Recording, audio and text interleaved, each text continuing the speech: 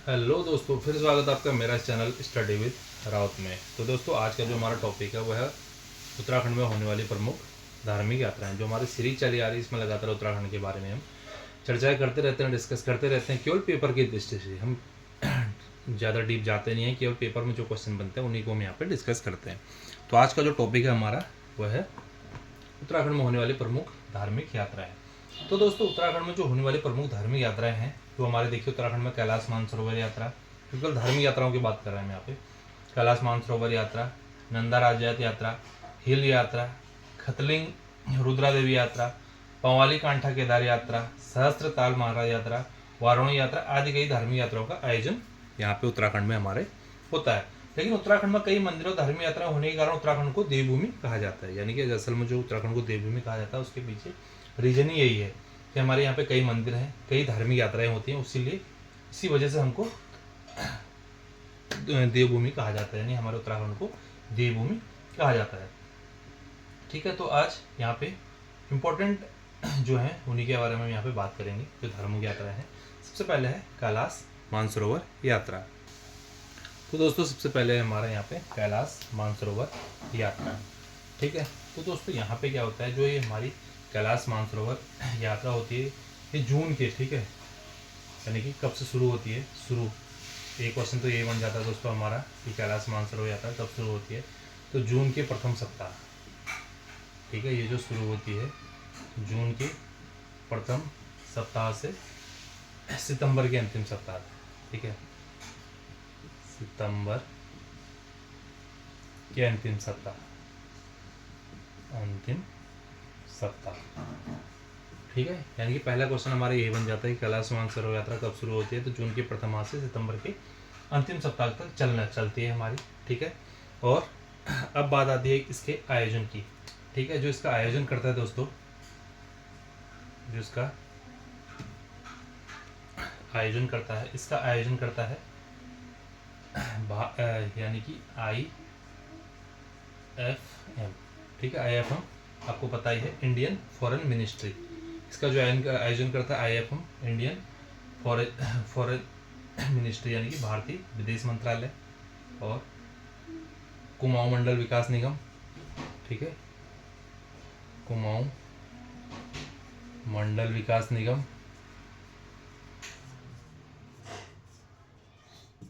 IFM, ठीक है, IFM यानी कि इंडियन फॉरेन मिनिस्ट्री, यानी कि भारतीय विदेश मंत्रालय, कुमाऊं मंडल विकास निगम तथा ITBP,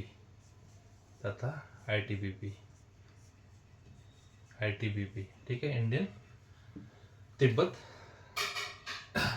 बॉर्डर पुलिस, ठीक है, यानी कि हिंदी में भारतीय तिब्बत सीमा पुलिस के सहयोग से ये होता है। यानी कि इन तीनों के सहयोग से इसका आयोजन होता है, IFM, कुमाऊं मंडल विकास निगम और ITBP। यानी कि IFM हमारा इंडियन फॉरेन मिनिस्ट्री, कुमाऊं मंडल विकास निगम और भारतीय तिब्बत सीमा पुलिस, यानी कि इंडियन तिब्बत बॉर्डर पुलिस के द्वारा ये सहयोग से हमारी मानसरोवर यात्रा का आयोजन होता है। और इसका आयोजन कब होता है, जून के प्रथम सप्ताह सितंबर के अंतिम सप्ताह तक। ये हमारा क्वेश्चन ही बनते हैं पेपर में, ठीक है। जो कैलाश मानसरोवर यात्रा है दोस्तों, ये चीन के कब्जे में, आप सभी को पता है कैलाश मानसरोवर हमारे चीन के कब्जे में है, अथवा प्रत्येक यात्री के लिए यहाँ पे वीजा जारी किया जाता है, ठीक है।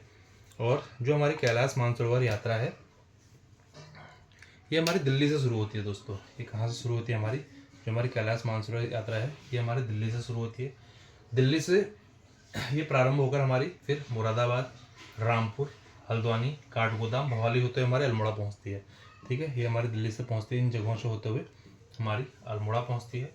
और अल्मोड़ा से फिर जो अल्मोड़ा के हमारे कौसानी, फिर बागेश्वर, चौगुड़ी, डिडियाद होते हुए फिर ये हमारी यहाँ से धारचूला पहुँचती है, ठीक है। अल्मोड़ा से इतने जगहों से फिर हमारी धारचूला पहुँचती है। और धारचूला से हमारे लगभग 160 किलोमीटर पैदल यात्रा के तहत फिर हमारी ये तवाघाट, मांगती, गाला, बूंदिया होते हुए हमारे तिब्बत में प्रवेश करती है। यानी कि आप ये समझ लेंगे कि धारचूला से फिर हम तिब्बत की ओर हम प्रवेश करते हैं, यहाँ से फिर हम तिब्बत की ओर प्रवेश करते हैं। और मानसरोवर आगे मानसरोवर तक के लिए बस व पैदल दोनों साधन की व्यवस्था रहती है, ठीक है। तिब्बत से फिर हमारी दोनों की व्यवस्था वहाँ पे रहती है। और इसमें दोस्तों यात्रा में एक व्यक्ति की यात्रा समझ लगभग 40 दिन की होती है, लेकिन लगभग 40 दिन की अप्रॉक्स है ये, पेपर में क्वेश्चन आता है दोस्तों, कैलाश मानसरोवर यात्रा की समावधि लगभग कितनी है? तो 40 दिन ये होती है। और यात्रा जो हमारे कैलाश शिखर की जो बनावट शिवलिंग की तरह है, ठीक है, जो हमारे कैलाश यहाँ पे जो है उसकी जो बनावट है वो शिवलिंग की तरह होती है। और तथा पर्वत के पत्थर काले रंग के हैं, यानी कि जो पर्वत है उसका जो रंग है वो काला है। ये आता है दोस्तों पेपर में क्वेश्चन आता है ये वाला, ठीक है, कि पर्वत के जो पत्थर है वहाँ पे कौन से कलर के हैं, कौन से रंग के हैं? तो हमारे काले रंग के होते हैं। और यात्री मानसरोवर झील में स्नान करते हैं, वहाँ पे हमारी झील है उसमें स्नान करते हैं। उसके बाद शिवलिंग का कैलाश पर्वत के चारों ओर परिक्रमा करते हैं, जो कि लगभग 51 किलोमीटर की गोलाई में है, ठीक है, कितना है? 51 किलोमीटर की गोलाई में है।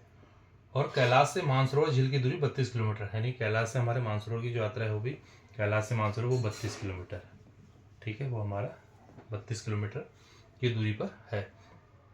इसमें दोस्तों एक और इंटरेस्टिंग चीज़ है कि 1962 से पहले यहाँ पे कोई वीज़ा नहीं लगता था। आप सभी को पता होगा 1962 में भारत और चीन का युद्ध हुआ था, क्योंकि जो हमारे कैलाश ये है ये हमारे कहाँ पे है? चीन में है, ठीक है। तो यहाँ पे हमारा पहले कोई वीज़ा नहीं लगता था, लेकिन जैसे ही हमारा युद्ध हुआ 1962 में, तो युद्ध के बाद 1981 में जो है दोबारा यात्रा हमारी शुरू की गई, और जो कि बिना रुकावट के निरंतर हमारी जारी है, ठीक है। ये था हमारा कैलाश मानसरोवर यात्रा। अब देखते हैं दोस्तों नंदा राजात यात्रा। अब दोस्तों अगला है हमारा नंदा राजात यात्रा। दोस्तों उत्तराखंड की यह यात्रा गढ़वाल व कुमाऊं की सांस्कृतिक एकता का प्रतीक है, ठीक है, यानी कि ये हमारा कुमाऊं और गढ़वाल, ठीक है, की सांस्कृतिक एकता का प्रतीक है, ठीक है, की सांस्कृतिक एकता का प्रतीक है, सांस्कृतिक एकता का प्रतीक है, ठीक है, ये हमारी सांस्कृतिक एकता का प्रतीक है, यानी कुमाऊं और गढ़वाल की। यह विश्व की अनोखी पैदल यात्रा है, जिसमें चमोली के कांसुआ गांव के पास स्थित नौटी के नंदा देवी मंदिर से हेमकुंड तक की 208 किलोमीटर की यात्रा 19 से 20 दिन में पूरी की जाती है, ठीक है, यानी कि 208 किलोमीटर की यात्रा हम कितने दिन में पूरी करते हैं? 19 से 20 दिन में, ठीक है, 19 से 20 दिन में इसकी यात्रा हम पूरी करते हैं। इस यात्रा में हमारे कुमाऊं के भी, गढ़वाल के भी और देश के अन्य जगहों के भी और विदेश के भी इसमें भाग लेते हैं। और जो हमारी नंदा राजा यात्रा है दोस्तों वो हर 12वें वर्ष में होती है, ठीक है, ये पेपर में क्वेश्चन बनता है कि नंदा राजा यात्रा कितने वर्ष बाद होती है? तो 12 वर्ष बाद हमारी ये होती है। इसी कारण इसमें क्या हो दोस्तों, चांदपुर गढ़ी के वंशज के कांसुआ गांव के राजकुमारों के नेतृत्व में आयोजित की जा रही है। यही कारण है कि इस यात्रा को राजात यात्रा हमारे कहा जाता है। इसमें दोस्तों और क्या होता है कि पार्वती का विवाह कैलाशपति शंकर से हुआ था। पार्वती मंडराचल पर्वती की पुत्री थी, इसलिए उत्तराखंड वासी पार्वती या नंदा देवी को अपनी विवाहित बेटी की तरह मानते हैं, और यह यात्रा उनके विदाई के रूप में की जाती है। जिस वर्ष यात्रा आयोजित की जाती है उस वर्ष कांसुआ के लोग ऐसा मानते हैं कि बसंत पंचमी को नंदा देवी मायका आ गई है, ठीक है, यानी कि किस तरीके से मानते हैं, जिस वर्ष यात्रा आयोजित होती है उस वर्ष कांसुआ के लोग ऐसा मानते हैं कि बसंत पंचमी को नंदा देवी मायके आ गए, इस तरीके से ये मानते हैं।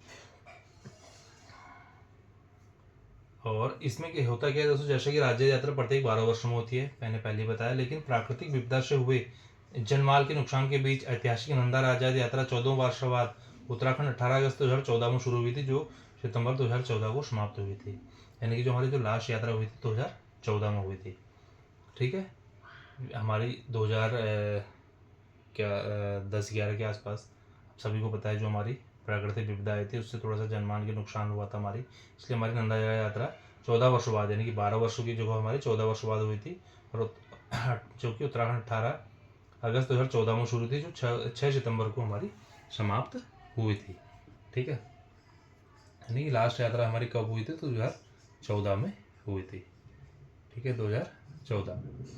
अब अगला है दोस्तों एक हिल यात्रा, ठीक है, इसको थोड़ा सा हम ऐसे डिस्कस कर लेते हैं यहाँ पे।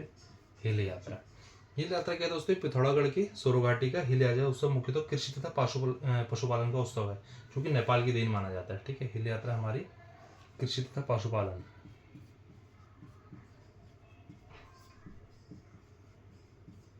कृषि और पशुपालन का उत्सव है ये, ठीक है, जो कि नेपाल की देन हमारी मानी जाती है।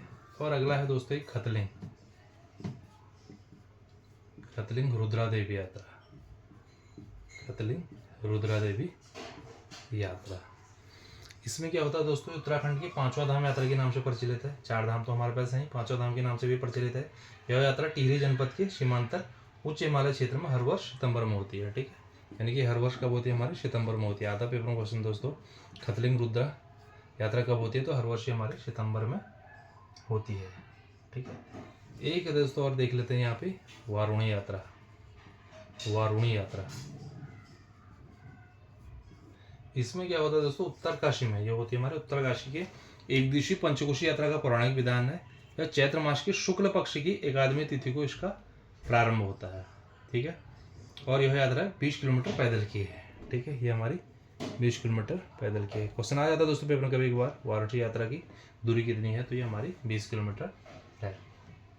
तो ये था दोस्तों हमारा कुछ इंपॉर्टेंट प्रमुख धार्मिक यात्राएं, जो कि हमारी जीके की दृष्टि से भी काफ़ी इंपॉर्टेंट है और एग्जाम की दृष्टि से भी काफ़ी इंपॉर्टेंट है। हमने यहाँ पे ज़्यादा डीपली हम गए नहीं, वैसे तो अगर आप इसके बारे में पढ़ेंगे तो काफ़ी लंबा टॉपिक है, हो सकता है आपको एक हफ्ता लग जाए इसको पढ़ने में, लेकिन हमने केवल ऊपर ही ऊपर पेपर की दृष्टि से यहाँ पे कुछ डिस्कस कर लिया है, जो कि आने वाले एग्जाम में इससे हमारे क्वेश्चन बनते ही बनते हैं।